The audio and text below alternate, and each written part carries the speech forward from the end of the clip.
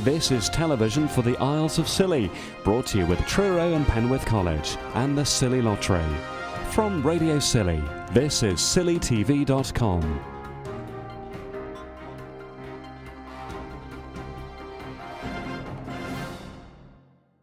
The Atlantic Hotel is looking for somebody who'll spend their working life walking out of the business. They're trying to recruit someone who they can pay to take guests on walks to show them the highlights of Scilly. Manager John Mckitterick knows there's a lot to see. Now he's looking forward to meeting applicants for what he reckons is the best job on the islands. Absolutely. I mean, tour guide on these islands is superb, wandering around these fabulous islands all day, telling people how wonderful they are. Great job. Is that it? That's all you have to do? Not exactly. You've got to organise the trips and organise the boats, organise cafes and whatnot for lunches.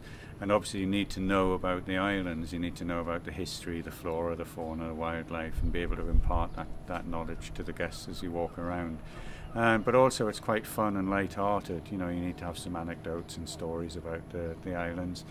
But over and above that, there are other duties to perform in the hotel as well. So you can't just busk it? No, absolutely not. Believe me, the people who are already doing guided tours and walks on the islands know that you need to know an awful lot because you will be questioned. There's an awful lot of guests and tourists who come over here who consider themselves quite knowledgeable on the islands, and they will pick you up on it. There are people that do these professional walks anyway. Why can't you just use them? Because they're already very busy. I mean, obviously, if they wanted to apply, then they certainly could do. But most of them are very, very busy and very happy doing what they're doing anyway. Is there a certain sort of person that goes on these walks then?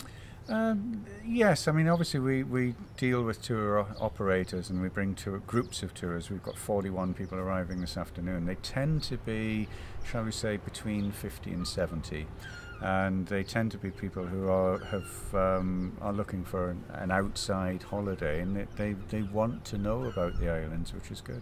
Are there any areas of expertise you're looking for, wildlife or history particularly? Not necessarily, just a good all-round knowledge of the islands. Particularly, you will need to learn the dates and the history of buildings, shipwrecks, and the notable incidents from the island's history. So this is a year-round position, almost. You'll be expected to do this in February and November?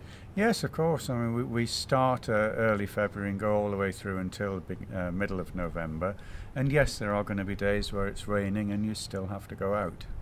Do you think this is one of the best jobs ever advertised on the islands? I certainly think so. I'm sure that there are some who may disagree, but I think it's a wonderful job. And have you had much interest so far with the posters you've put up? Yes, we only put them up today and we've already had quite a few people interested. 3 applications are already in and it's only been advertised for a couple of hours.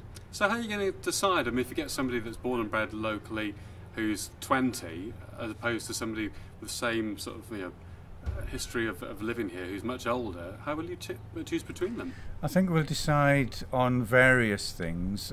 They need to be able to converse with people on all levels. They need to be quite fun as well and outgoing, because it's not a very, very serious thing. We don't want to route march people around the islands and just fill them full of facts. They have to enjoy it. They're on holiday. If they enjoy it, they'll come back. If they don't, they won't. So it's going to be somebody who has got the personality and the ability to get that across.